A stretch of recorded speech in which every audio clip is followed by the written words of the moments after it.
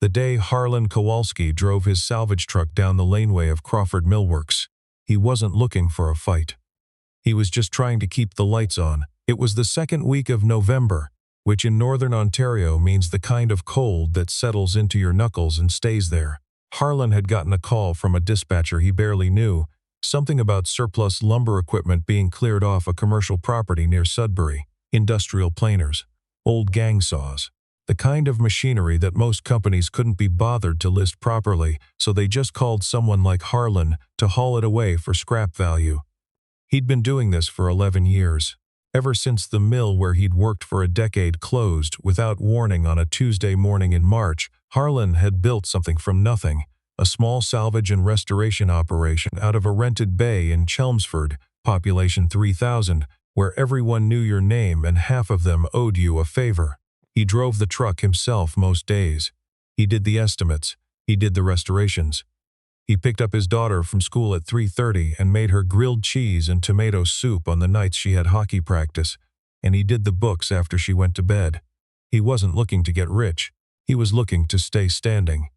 What Harlan found at Crawford Millworks that morning wasn't surplus equipment in any ordinary sense of the word. Stacked against the back wall of the loading bay, partially covered by a blue poly tarp that had mostly blown off, were 7 antique timber framing machines, Rubo-style frame saws and mortising rigs that looked to be well over 100 years old. Not junk, not scrap. Museum pieces if you knew what you were looking at, which the woman waiting by the dock clearly did not.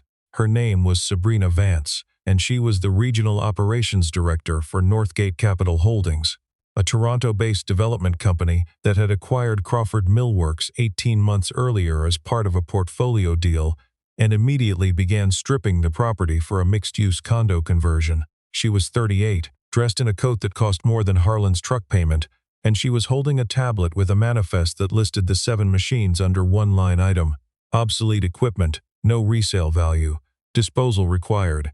She didn't introduce herself by name, not at first. She held the tablet out like a boarding pass and told him the machines needed to be gone by end of week, that his company had been contracted for removal, and that if he could use the scrap metal for anything he was welcome to it, but she needed signed confirmation of disposal. Harlan walked around the machine slowly. He crouched down and looked at the joinery on the base of one of the mortising rigs. He brushed sawdust off an iron plate and read a foundry mark that put the date of manufacture somewhere around 1891. He straightened up and said, "These aren't scrap." Sabrina Vance looked at him the way some people look at a slow internet connection, not quite contempt, but close. "They don't function," she said. "They haven't been operational in decades. We had an assessor in and he confirmed there's no salvage market." "What assessor?" "Someone our firm uses." "Was he a machinist? A mill historian? Somebody who actually knows what these are?" She tapped something on her tablet. "Mr. Kowalski, I have 4 other contractors to meet with today. I need your signature and a removal date." Harlan looked at the machines again. His grandfather had worked in a mill that used equipment like this. He'd grown up hearing about frame saws and the men who ran them. He knew in his gut and in his hands that what was sitting in front of him was not scrap. But he also knew that explaining that to Sabrina Vance in the next 60 seconds wasn't going to work. So he did something he would think about for a long time afterward. He signed the removal form. He loaded all 7 machines onto his trailer, and he said nothing else. What he didn't sign was the disposal confirmation. That part he left blank. Sabrina Vance had not always been the kind of person who let a contractor's silence bother her. She'd come up through commercial real estate development in the years after the 2008 crash, when every deal was a fight and sentiment was a liability. She'd learned to make fast decisions, delegate the details, and not second-guess herself. Northgate's CEO, a man named Franklin Druitt, had hired her specifically for her ability to clear operational problems without escalation. The Crawford property was supposed to be straightforward. The mill had been dormant for 6 years. The previous owners had left in a hurry. Most of the contents had already been cleared or cataloged. The 7 machines in the loading bay were, as far as the assess report was concerned, relics with no commercial future. She'd moved on. There were timelines. There were permits. There were investor calls every Thursday at 2.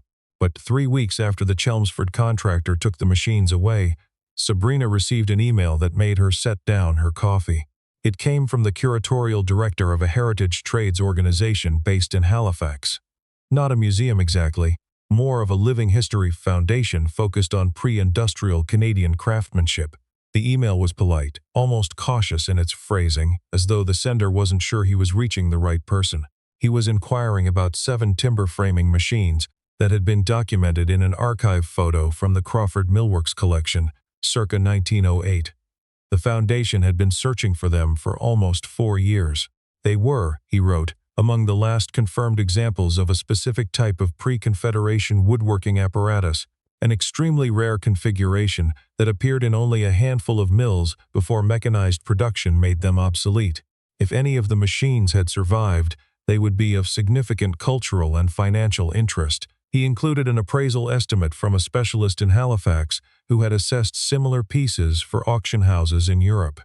The number at the bottom of the email was not the number of a scrap haul. Sabrina read the email twice. Then she looked up the disposal confirmation in the Crawford file and realized it had never come in. Harlan had moved the machines into the back of his bay and spent 3 nights figuring out what he had. He called a retired machinist in Sault Ste. Marie who had forgotten more about antique mill equipment than most people ever learned. He sent photographs. He pulled the foundry marks. He found a reference in an archive database from Laurentian University that matched 2 of the machines to a specific Sudbury Valley sawmill documented in a 1904 survey of Northern Ontario industry. By the end of the second week, he knew he hadn't brought home scrap. He knew he'd brought home something that mattered. He hadn't decided yet what to do about it.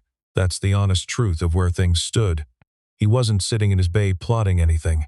He was just working, cleaning the machines carefully, stabilizing the iron, making notes, while his daughter Juniper did her homework at the workbench he'd set up in the corner with a lamp and a folding chair, because she liked being near him when she worked and he liked it too. Juniper was 9. She had her mother's eyes and Harlan's stubbornness, and she called the salvage bay the shop, the way other kids might say, our living room. She'd grown up in it, basically. She knew the names of tools before she knew how to read a clock. On the nights Harlan worked late, she'd fall asleep on the old couch he kept by the side wall, under a Canadian's blanket that had seen better days, and he'd carry her to the truck at 9 or 10 o'clock, and she wouldn't even stir. He was cleaning the mortising rig, the one with the 1891 foundry mark, when his phone rang with a number he didn't recognize, Toronto area code, Mr. Kowalski. The voice was controlled, but something beneath it wasn't quite. This is Sabrina Vance, from Northgate Capital. We met at the Crawford property. I remember. I'm calling about the 7 machines that were removed from our facility last month.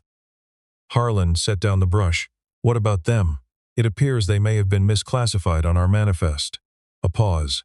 I'd like to arrange for their return to Northgate's custody. He looked at the machines lined up in his bay, at Juniper bent over her math worksheet under the lamp. I have the removal contract right here, Harlan said. I was contracted to take those machines. I did. The disposal confirmation was never filed because they weren't disposed of. Yes, we're aware of that.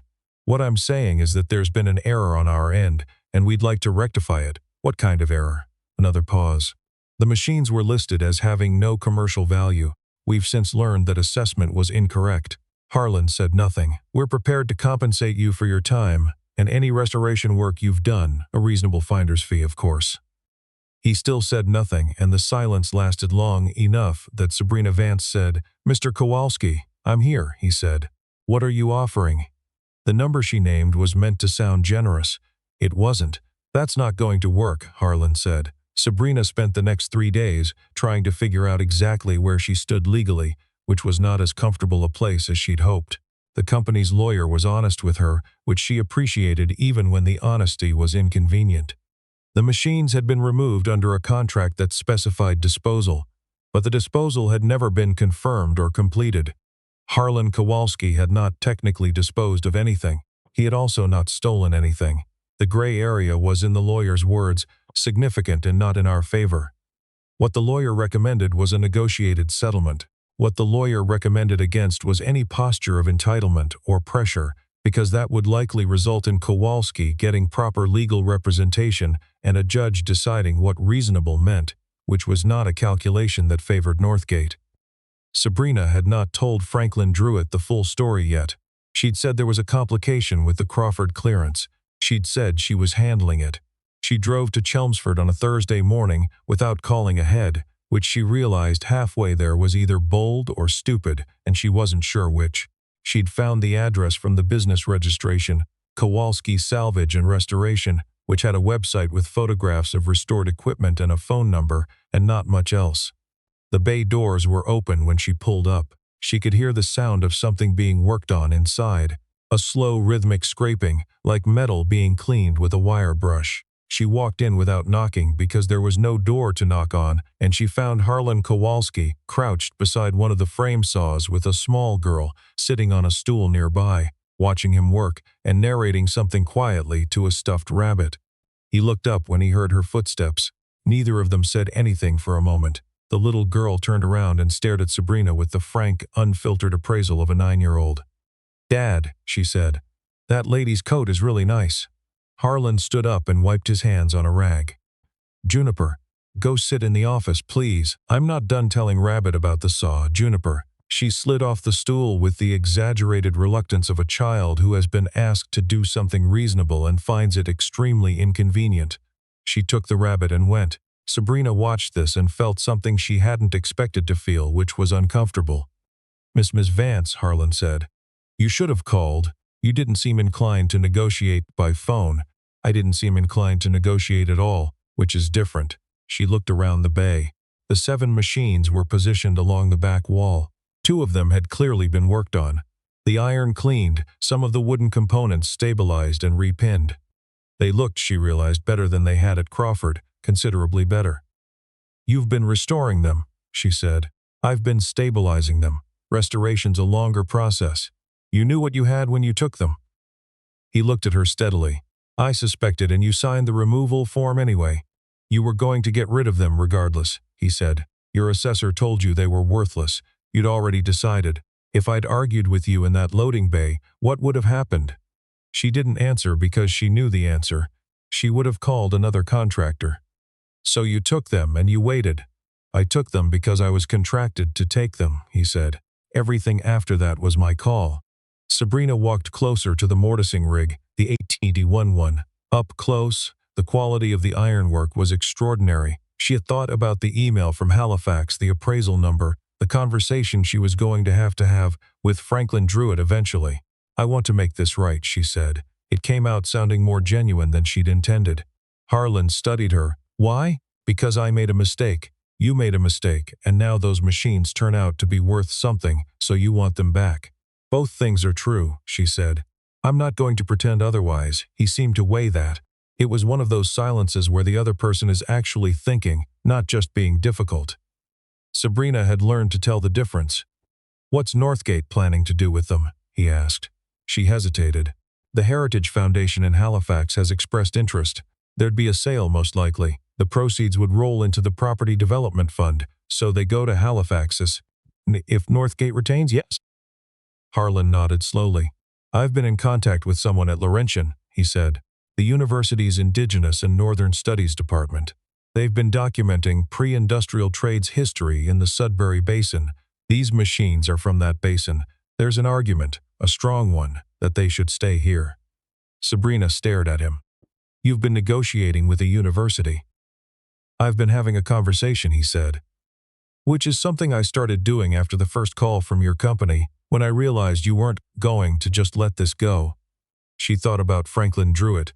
She thought about the Thursday calls. She thought about the appraisal figure from Halifax and what a counteroffer from a public university with community support and a heritage mandate might look like in a newspaper. "What are you asking for?" she said. What Harlan asked for took Sabrina most of the drive back to Sudbury to fully absorb. He wasn't asking for a payout, not primarily. He wanted the machines to be appraised independently, not by Northgate's assessor, not by the Halifax Foundation, a neutral party agreed upon by both sides. He wanted Northgate to acknowledge formally in writing that the original classification had been an error and that the equipment had been improperly prepared for disposal.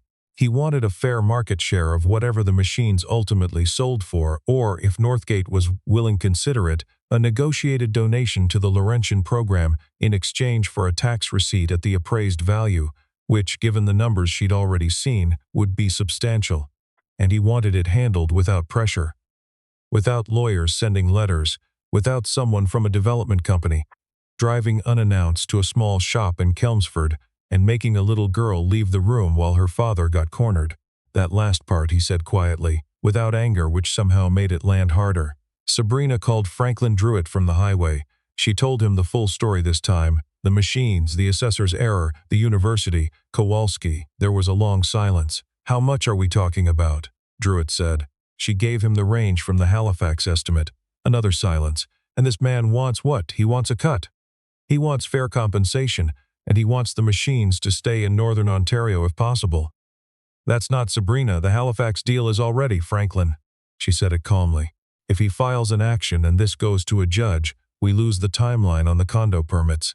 We lose 2 quarters minimum, and we do it publicly, in a town where the mayor is friends with the mill's former workers' association, over 7 machines that our own assessor said were worthless."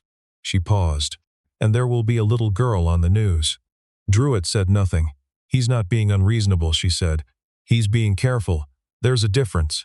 The independent appraisal took 6 weeks and came in from a specialist in heritage industrial equipment contracted out of Ottawa, a woman named Dr. Paulette Auger, who had testified in 3 international provenance cases and whose report, when it arrived, was 42 pages long and included a price range that made even Harlan sit down when he read it. 7 machines, pre-Confederation ironwork, documented continuous ownership through a single-family mill for 60 years.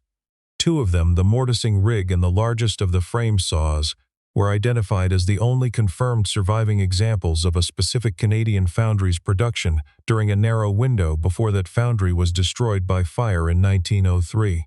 The number at the bottom of the appraisal was the number of a heritage collection, not a scrap haul. Northgate's lawyer and Harlan's lawyer, a woman in Sudbury who had helped him incorporate the business 6 years earlier and who had taken this case on a retainer she described as extremely reasonable given the circumstances, spent 3 weeks going back and forth. Sabrina was involved in every call. She noticed that Harlan was never combative. He was precise. He knew exactly what he wanted and he explained it clearly, and he didn't move off it. The settlement that was eventually signed allocated Harlan 30% of the final sale value, which, when the machines were acquired by a consortium of Northern Ontario municipalities in partnership with the Laurentian Heritage Program, not Halifax, the Laurentian Program, amounted to a figure that would take Harlan several days to fully believe. It was enough to buy the building he'd been renting for 11 years, enough to hire a second person, enough to put something away for Juniper's education that would actually mean something. Northgate issued a formal acknowledgement of error. It ran 2 paragraphs and was attached to a press release about the heritage acquisition that framed the whole thing as a partnership. Sabrina had written the press release herself. She'd made sure Harlan's name was in it. On the day the machines were transferred, a convoy of flatbeds heading south from Chelmsford toward the Laurentian campus, Juniper stood in the bay door and watched them go. "They're going to a good place," Harlan said. "I know," she said. "I just liked looking at them. You can visit, Doctor. Auger said they'll be on display." Juniper considered this. She was holding the rabbit as she usually was. "Dad," she said, "why did that company think they were garbage?" He thought about it for a moment. "They didn't know what they were looking at," he said. "And they were in a hurry. Those 2 things happen together a lot. That's kind of sad." "It is a bit." She leaned against him. "You knew, though." "I thought I did know," she said with the certainty of a 9-year-old who has decided the matter is settled. "You knew." Sabrina Vance did not lose her job over the Crawford situation. She had expected to, or at least expected it to be raised in a way that would make the next 6 months difficult. But Franklin Druitt, it turned out, was less interested in the error than in the outcome, and the outcome, while not what anyone had planned, had generated goodwill in a region where Northgate was beginning a much larger project. A regional newspaper had run a piece about the heritage acquisition. The university had acknowledged Northgate's contribution in their announcement. The optics, Druitt told her on a Thursday call, had turned out fine. She wasn't sure fine was the word she'd have chosen. She thought about Chelmsford more than she expected to in the months that followed. She thought about the machines under the tarp, about the assessor's report she'd accepted without questioning, about the way she'd held out the tablet like the conversation was already over. She thought about Juniper on the stool with the rabbit, narrating quietly. In February, she drove back to Chelmsford. She told herself it was because she was passing through on the way to a site visit near Espanola, which was true, but she'd arranged the schedule specifically. The bay doors were open again. The machines were gone, but the space had been reorganized. New shelving, a second workbench, and a man she didn't recognize was working on what looked like a restored hand planer in the far corner. Harlan was on the phone near the back, leaning against the wall, and Juniper was at the side workbench doing something with a small piece of oak and a chisel, her tongue between her teeth with concentration. Harlan looked up and saw Sabrina. He finished his call. "Mrs. Vance, I was passing through," she said. "I wanted to see how the place was looking." He looked around the bay, the new shelves, the second bench, the expanded footprint of what was still essentially a small operation, but one that was clearly doing better. "It's looking all right," he said. Juniper turned around. She studied Sabrina with the same frank appraisal as before. "You're the coat lady," she said. "That's me. Do you want to see what I'm making?"